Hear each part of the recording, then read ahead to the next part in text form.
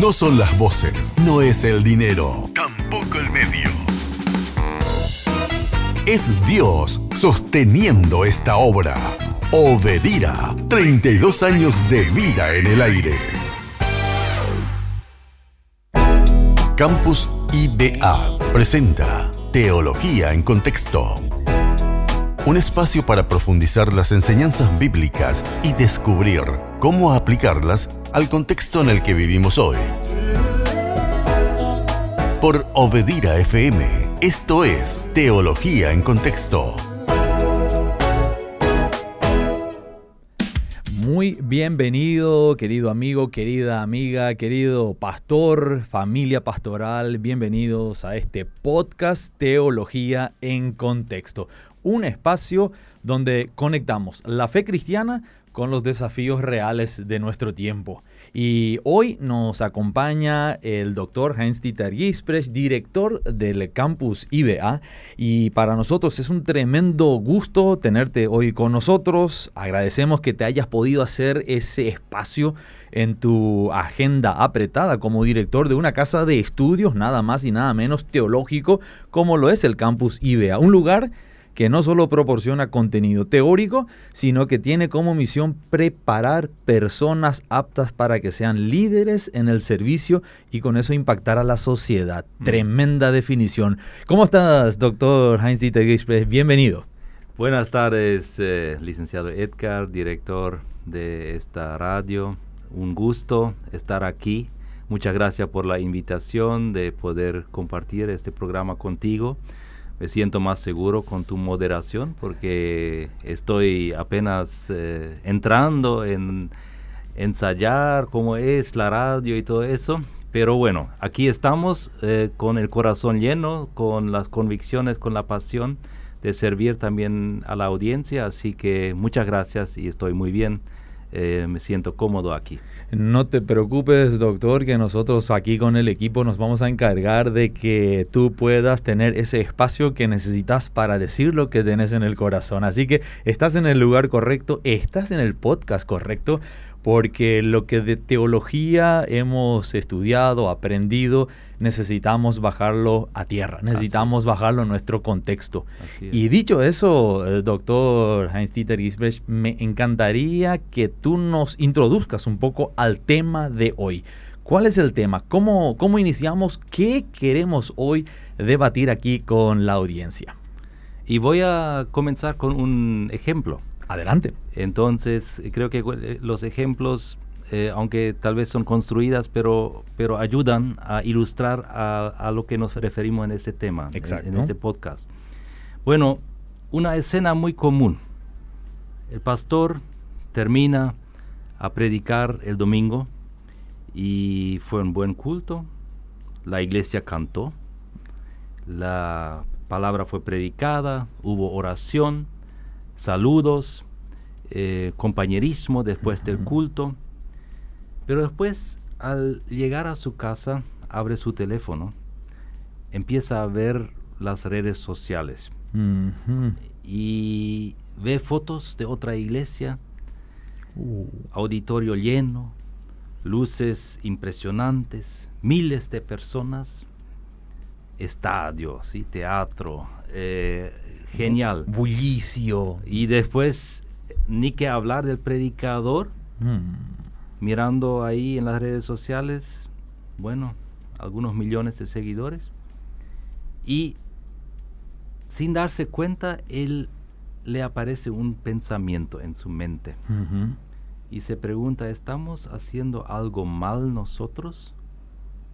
Nuestra iglesia, aunque es familiar, pero es muy pequeña y debemos hacer algo diferente.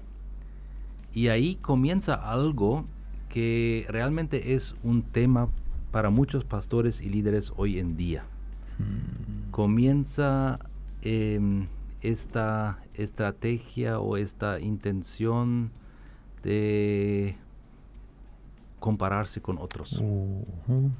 Y ahí eso no pasa solamente a los pastores. Ahora he tomado el ejemplo de un pastor, ¿verdad? Esto puede suceder a cualquier persona que se compara en las redes sociales con el perfil de otra persona y de repente se siente inferior. Se siente como si no logró lo que debería haber logrado.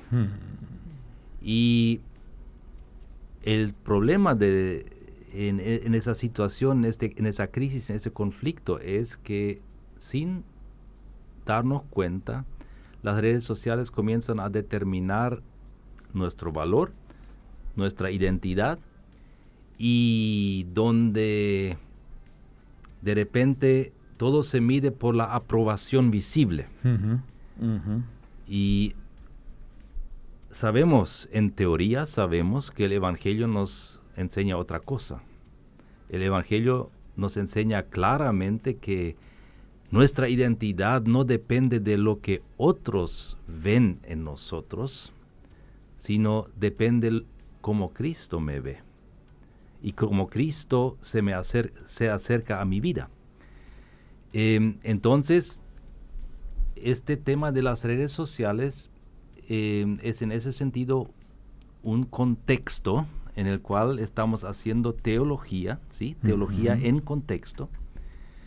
Y el desafío de este contexto de las redes sociales es justamente que nos pueden desenfocar rápidamente. Nos pueden quitar el enfoque en el centro del Evangelio. Y por eso la pregunta hoy es cómo mantenernos enfocados en un mundo que compite constantemente por nuestra atención. Tocaste, creo que una llaga en las vidas de muchos de nosotros que tiene que ver con esa inclinación a la comparación. Sí. Al qué hago yo y qué hace el otro. Sí. Eso es un estilo de vida que se ha hecho muy popular, si uno lo quisiera decir de esa forma, buscando uno siempre ver qué cosa he hecho quizás mejor que el otro, o qué es lo que el otro ha imitado de mí, y si lo que tú acabas de decir, que el pastor nos ponemos a comparar qué hicieron otras iglesias, quizás ahí entramos muy rápido también en un desenfoque y la depresión sube además de eso en nuestras vidas. ¿Qué temazo has escogido para arrancar nuestro primer podcast en este día, mi estimado director? Así que yo quiero saber un poco, bueno, ¿qué hacemos con esta crisis que se nos está presentando?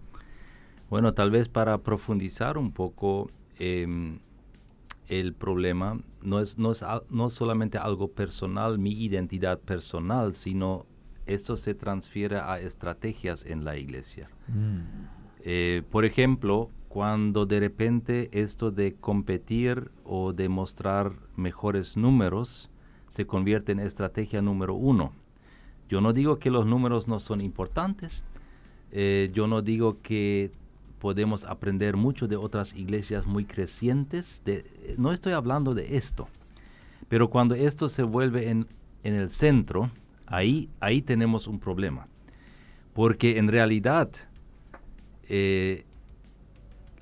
nuestra fidelidad a Dios, al Evangelio, a la palabra de Dios, debería ser siempre en el centro. Y muy, muy pronto, para lograr ciertos objetivos, se cambia ciertas verdades o no se los dice de una manera tan clara o tan radical. Más suavizado.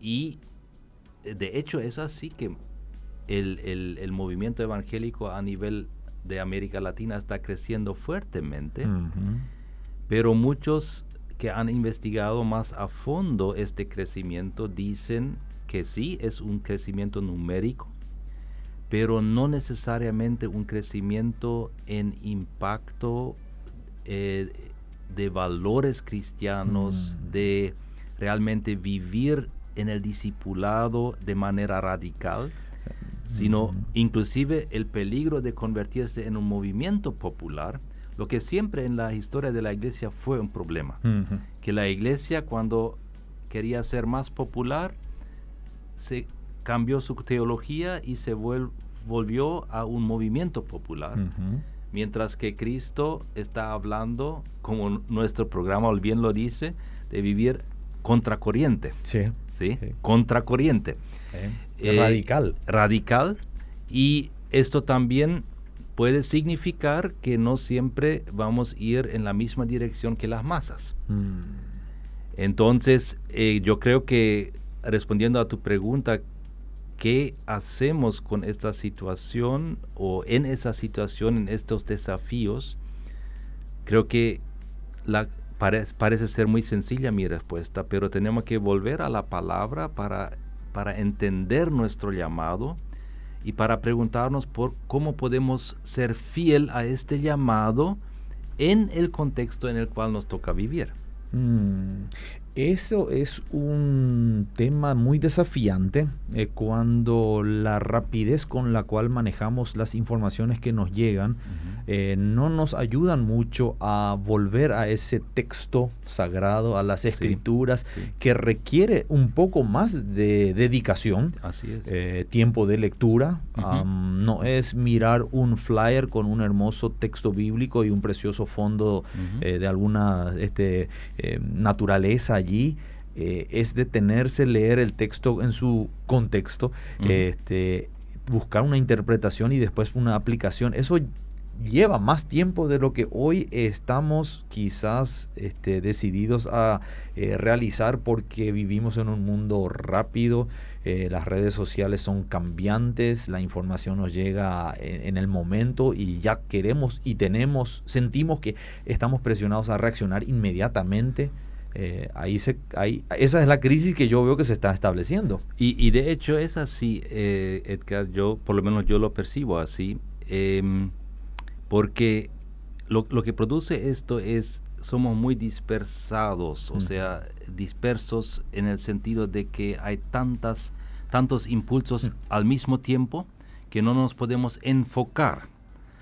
Enfocar significa tener claro el centro y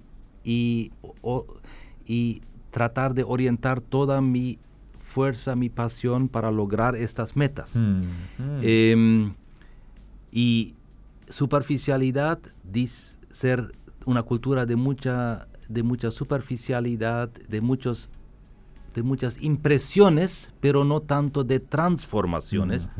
Eso creo que es nuestra realidad, y por eso también yo creo que no es casualidad que en ciertos países se comienza a prohibir el uso del celular para niños pequeños.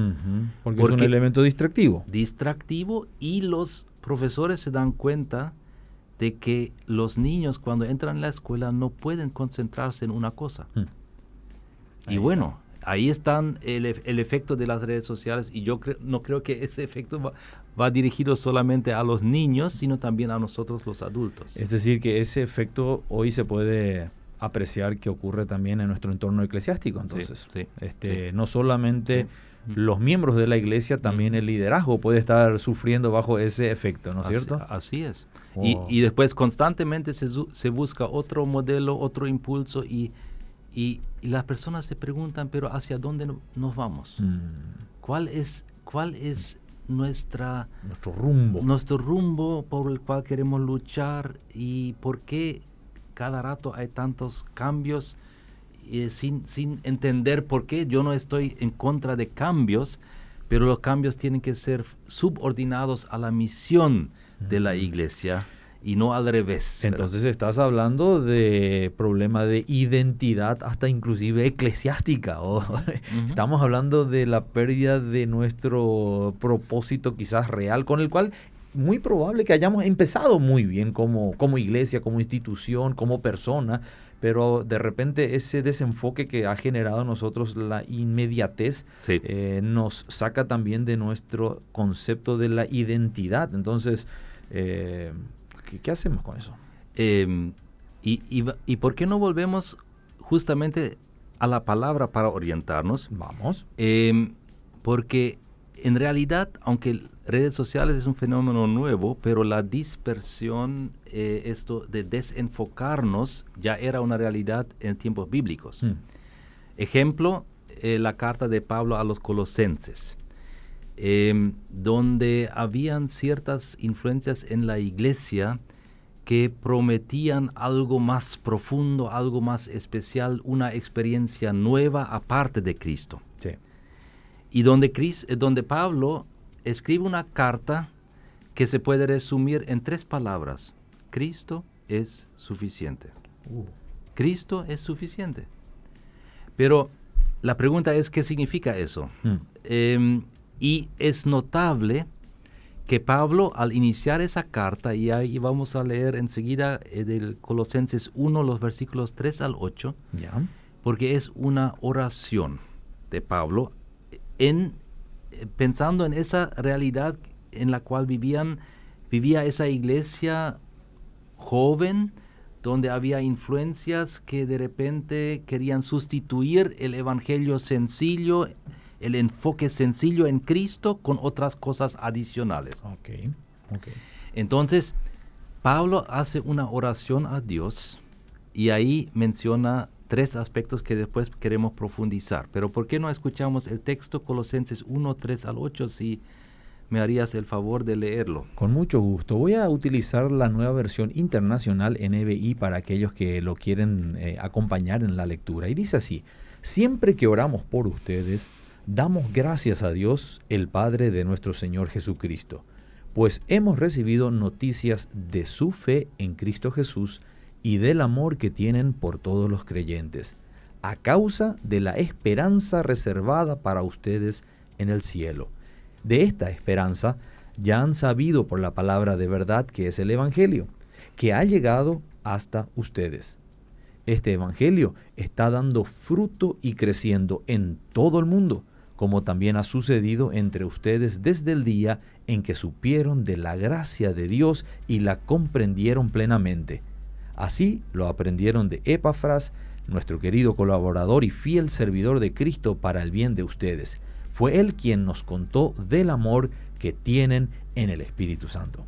Gracias, Edgar. Y ahí, en esta oración, Pablo se orienta en la famosa trilogía fe, amor y esperanza. Eso es algo que aparece también en otras partes de la Biblia. Y cuando hablamos de cómo podemos enfocarnos nuevamente en lo que realmente son los pilares del Evangelio, podemos usar esos 3 conceptos: fe, amor y esperanza. Pero la pregunta es, ¿qué significan estos pilares y cómo se relacionan con lo que hemos hablado sobre el desenfoque, la cultura de distracción a sí mismo? ¿Cómo podemos conectar esto? Bueno, yo diría fe, así como Pablo lo describe y lo que hemos leído en el texto, significa recordarnos quién define nuestra identidad. Y porque fe es lo que nos conecta con Dios por medio de Jesucristo y nos da la identidad de ser hijos de Dios, ¿verdad? Exacto. Entonces, fe se conecta con identidad. El amor se conecta con nuestras relaciones. Y la esperanza se conecta con nuestra perspectiva más allá del mundo visible hacia la eternidad, el reino de Dios. Pero quiero ser más específico todavía para conectar esos tres conceptos, si me permites. Adelante. Cuando la cultura digital nos dice tu valor depende de cuántos te siguen, ¿sí? Entonces la fe, el Evangelio te dice tu identidad ya está en Cristo. Exacto. ¿Sí? No necesitas de los likes. No. Por supuesto, puedes aprovechar cuando muchos te siguen para compartir el Evangelio, pero tu identidad, tu valor no depende de los likes. Y puede ser que cuando predicas o compartes un testimonio bien claro del Evangelio, que algunos likes se convierten en no me gusta. En no me gusta, ¿verdad? Justamente.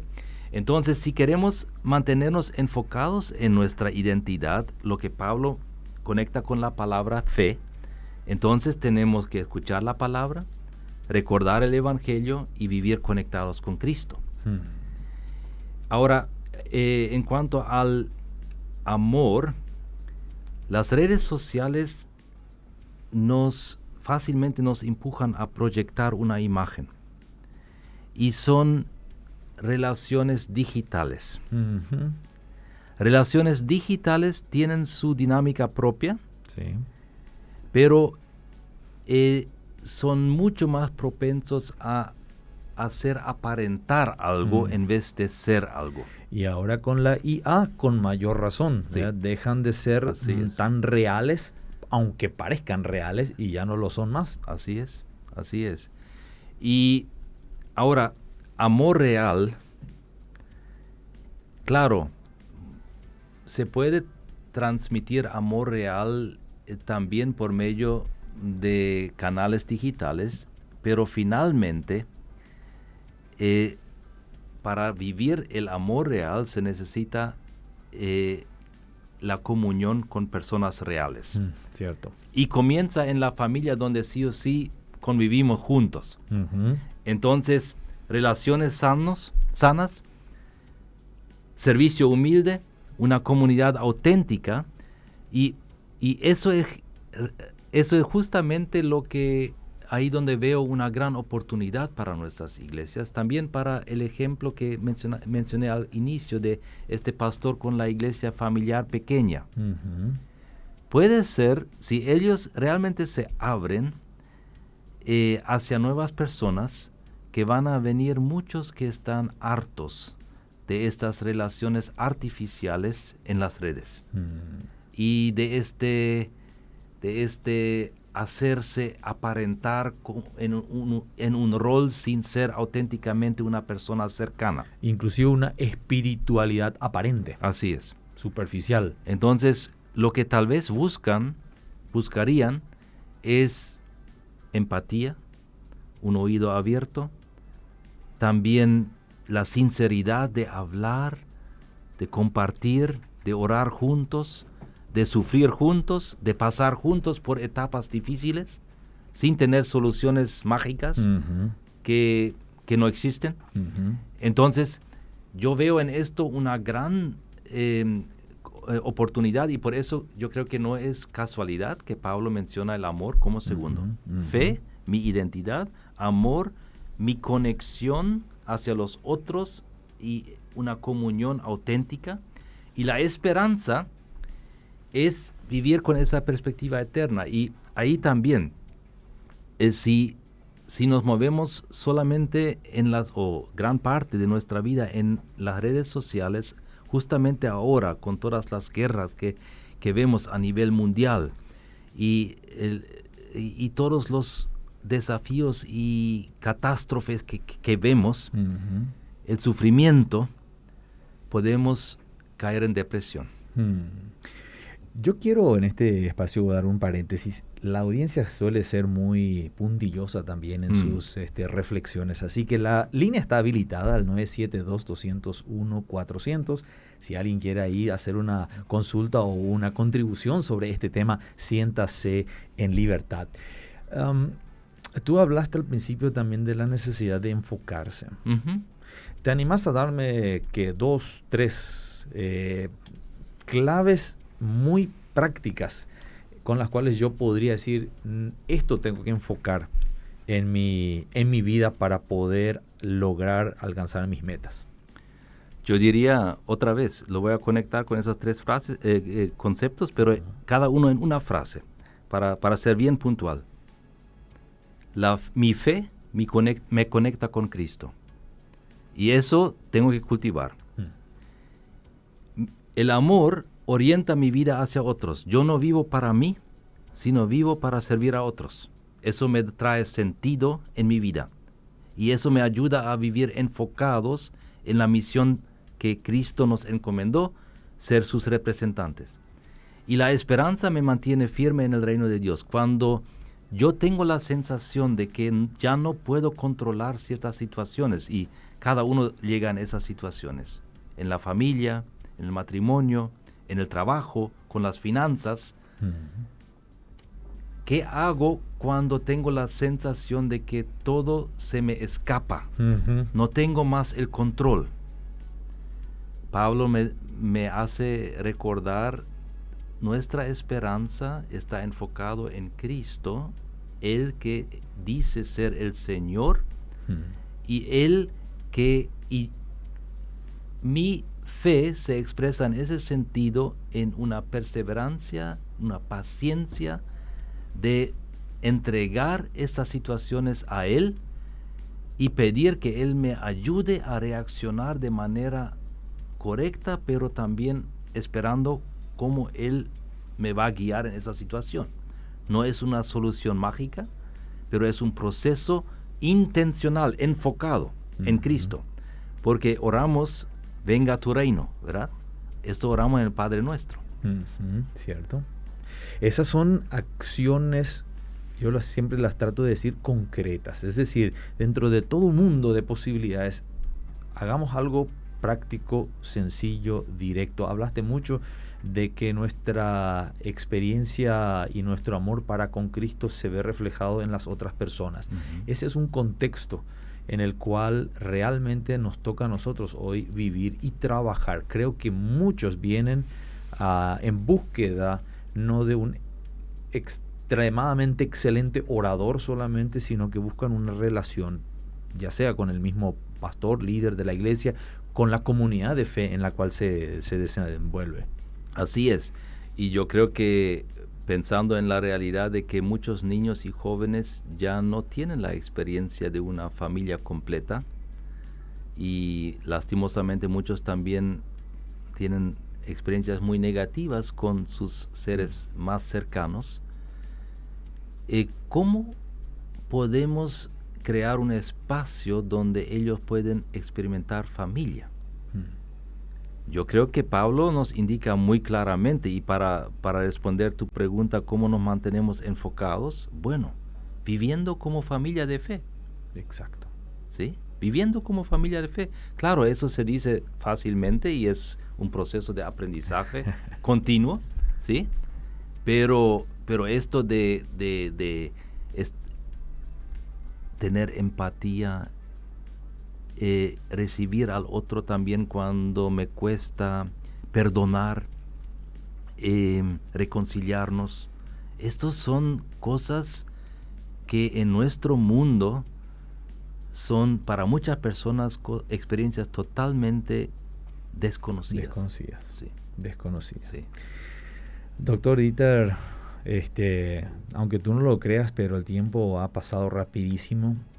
Y me he dado cuenta que efectivamente la teología que tenemos en la mente es factible y posible también de aplicarla a nuestra vida cotidiana. Así que tengo que agradecerte por saber hacerlo de una manera tan sencilla y práctica.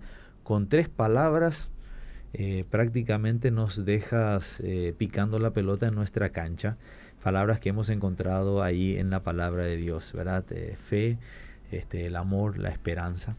Te doy oportunidad para que cierres este primer espacio de nuestro podcast con palabras finales, que son palabras que van a quedar después expuestas para que nosotros las recordemos y después cuando nos volvamos a encontrar la próxima semana las volvamos a tocar y analizar si es que alguna duda aún ha quedado. Excelente, gracias. Yo diría al final, la pregunta más importante no es cuánta atención estamos recibiendo, sino cuál es la pregunta más importante.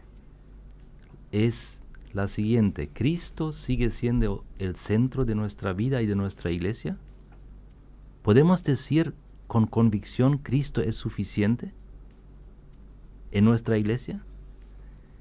Entonces, si eso es así, entonces, según este texto, nuestra vida cristiana se mantiene enfocada porque nuestra fe está en Cristo, nuestro amor en las personas y nuestra esperanza en el reino de Dios. No se podría haber dicho mejor en ese resumen. Doctor Heinz-Dieter Gisprecht, muchas gracias. Gracias por tomarte el tiempo. Eres un excelente profesor, también maestro, al compartir con nosotros estos puntos tan vitales y también tan necesarios para nuestra vida. Sé que te vamos a volver a tener en cualquier momento aquí con nosotros en la mesa. Gracias por compartir con nosotros este podcast de Teología en Contexto. Te invito para un próximo encuentro de vuelta. Muchas gracias, Edgar, y nos veremos pronto. Seguimos. Hasta aquí, Teología en Contexto, analizando las enseñanzas bíblicas y su aplicación en los tiempos en que vivimos. Fue una presentación del Campus IBA. Para más información, contáctenos al 0985 633 734